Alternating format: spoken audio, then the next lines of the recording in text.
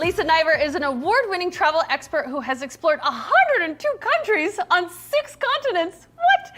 This University of Pennsylvania graduate sailed across the seas for 7 years with Princess Cruises, Royal Caribbean, and Renaissance Cruises, and spent, Lisa, you went 3 years backpacking across Asia? Oh, well, what, did you write a book or something? And you also might remember her as one of our first guests we had on the Jet Set back when we started, when she was here to promote her blog and her mission to do 50 things before turning 50, and now she's back with a big announcement. Lisa, welcome back to the show. Oh my goodness, thank you so much. I love your new studio. It's pretty great, isn't it? It's amazing, congratulations. Well, thank you. Well, why don't you tell us what has happened since we saw you last?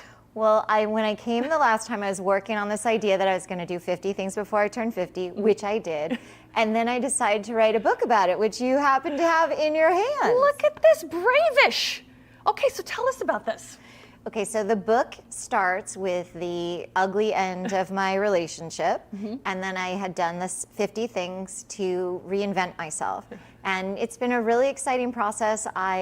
I've just done so many exciting things, and one of the best things was coming here to meet you. I cannot believe it, and I really feel like this is full circle, you being here with us. So tell us about how this book actually came to be. So I decided, what should I do with this 50 Things project? I started writing it, and I was looking for agents. I ended up getting a developmental editor, and during COVID, I worked on the manuscript, and I found an agent, and he found a publisher, and it's coming out so soon.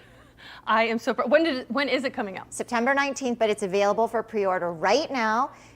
There's an ebook, there's the physical book that you're holding, the paperback, and there will be an audiobook shortly. What surprised you about this journey writing the book? What were some things that you're just like, oh, I can't believe this? Well, mainly it surprised me how many times I quit this project. It also surprised me how hard it was to write about my feelings. I used to sit at my desk and write until I was pretty sure I was going to throw up, and then I lay on the floor for a while, and then I sat back at my desk. If someone is new to kind of learning about you, what are some of the 50 things that you did? Oh, I've done so many things. I got to ski with the blind at Park City, Utah.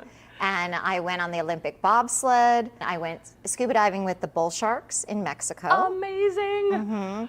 I went mountain biking in Lake Tahoe.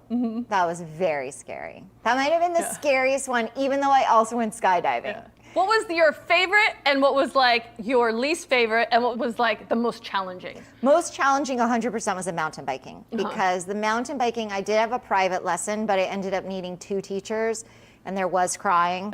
I joked that I wouldn't go unless I had a private lesson. And I said, oh, I might cry. And then I was like sobbing. And I was like, I can't do it. But I did do it. And so I felt the most proud about. Skydiving is also terrifying because, you know, I was fine until your little legs are hanging outside of the plane. And but you're strapped to someone else. So, but that was a very hard one to stay with because I had to wait my turn. The clouds came in, the plane couldn't go. And for 120 minutes, I thought about my choices, and I thought maybe that was a bad choice, but I still went. If you have any advice for people who are thinking about doing something maybe out of their comfort zone or taking that risk, what would you say to them? So the most important thing I say to people is to think about what we do as scuba divers, and you never go without your buddy. And I find for myself, like the mountain biking, I went because my friend said she would go with me. Okay. And a lot of times people feel much more confident if they're not by themselves.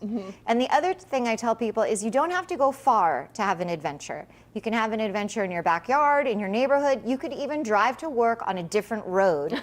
And that small baby step helps your brain realize you can do something new. Even though it seems a little bit lame, like, oh, I'm having a big adventure, I'm driving on a different road. It makes a difference in your brain and your body to try something. And the other thing I tell people is, you've been all over Asia, and they're like, I cannot fly to Asia. Take a cooking class. Yeah, oh, that's a good idea. Go on the internet and take a cooking class. Take an Italian class, take a Thai cooking class, and then maybe that baby step will help you think, I really do like this food, or actually, I really don't want to eat this food for 2 weeks in the country, right? And so, and just doing anything, like people that, I interviewed Andrew McCarthy, he was talking about doing the pilgrimage walk, and people say, I could never, do the the pilgrimage of Santiago. But if you go to the store and buy hiking boots, that little step. It's a step there. Hey, Lisa, if people want to learn more about you, your book, and your next adventures, where can they go for more information? So I have a website, We Said Go Travel, and the book is available everywhere. Amazon, Target, Walmart, Bookshop, everywhere. And on all the social medias, I'm at Lisa Niver. Well, now you have to do another whole project, and then you'll have to come back, okay? That's a great idea. We've got to take one last break, but I've got your dose of travel inspiration still to come, and you don't want to miss it.